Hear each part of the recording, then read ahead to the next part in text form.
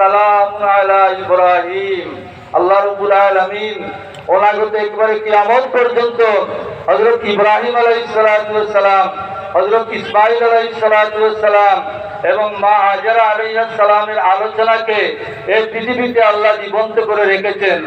যত বছর ঈদের কুরবানি ঈদ আসবে, হযরত ইব্রাহিমের আলোচনা হবে, হযরত ইসমাঈল আলাইহিস সালামের আলোচনা হবে, মা হাজেরার আলোচনা হবে। কেন হবে?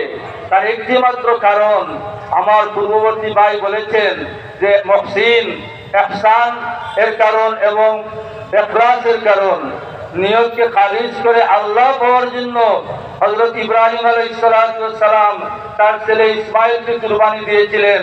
হযরত ইসমাঈল আলাইহিস সালাতু ওয়াস সালাম তার গর্দনাকে একেবারে অবনত করেছিলেন, মাটির সাথে মিশিয়ে দিয়েছিলেন আল্লাহকে খুশি করার জন্য।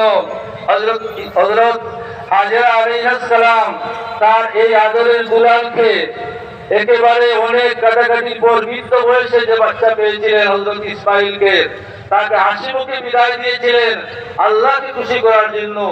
তাদের যে নিয়ত ছিল, তাদের যে খুলুসিয়ত ছিল, এই খুলুসিয়তের কারণে গোটা পৃথিবীর মুসলমান, শুধু মুসলমান নয়, অন্যান্য ধর্মের মুসলমান মানুষেরাও কিন্তু শ্রদ্ধার সাথে হযরত ইব্রাহিম আলাইহিস সালাম এবং ইসমাঈল আলাইহিস সালামকে স্মরণ করবেন। কারণ কি? কারণ যখন হযরত ইব্রাহিম আলাইহিস সালামকে আল্লাহ রাব্বুল আলামিন পরীক্ষা করলেন, আল্লাহ কুরআনে বলেছেন যে ইযিবতালা ইব্রাহিম রাব্বুহু বিকালিমাতিন ফাতাম্মাহুন ক্বালা ইন্নী জাইলুকা লিন-নাসি ইমামা ক্বালা ওয়া মিন যুররিয়্যাতি ক্বালা লা ইয়ানালু আহদি যালিমিন। আল্লাহ 10টা পরীক্ষা ইব্রাহিম আলাইহিস সালামকে করেছিলেন। এর মধ্যে একটি পরীক্ষা ছিল তার ছেলে, একমাত্র ছেলে, যাকে দোয়া করতে করতে 120 বছর বয়সে তাকে পেয়েছিলেন ইসমাঈলকে। পাওয়ার পরেই নির্দেশ দিলেন নির্বাসন দেওয়ার জন্য। কোথায় নির্বাসন দিবেন? আল্লাহ গাইডলাইন দিলেন যে আমার খানায়ে কাবা যেখানে আছে সেখানে দিতে হবে। তখন খানায়ে কাবার অস্তিত্ব ছিল না। কুরআন শরীফে আল্লাহ রাব্বুল আলামিন সুন্দরভাবে এই ঘটনাটি বর্ণনা করেছেন। وَإِذْ قَالَ إِبْرَاهِيمُ رَبِّ اجْعَلْ هَٰذَا الْبَلَدَ آمِنًا